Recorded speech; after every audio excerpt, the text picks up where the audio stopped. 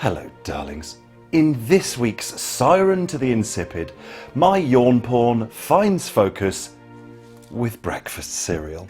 First, there was something called granola. A predecessor to granola, this utterly joyless bowl of bran was invented by a fella who thought that a clean gut was the perfect panacea to all of one's bodily woes. So far, so boring. But then, inspired by this rather Spartan dullery, a certain John Harvey Kellogg came onto the scene. John was rather an odd chap. An uber-pious Seventh-day Adventist Christian. He spent far too much time worrying about the consequences on society of onanism, aka masturbation.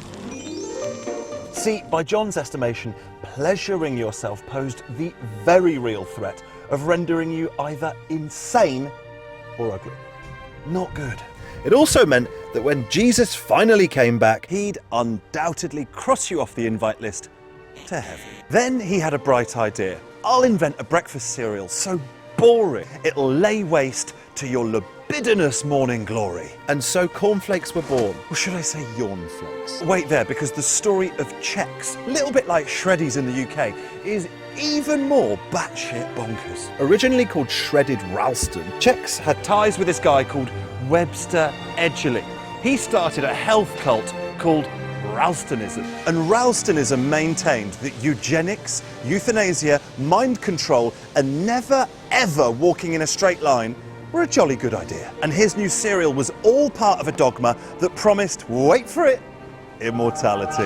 You and now we're gonna live forever. Fortunately, Chex are now made by General Mills. So if you buy them, you're not supporting an absolute Fruit Loop, just a $40 billion company.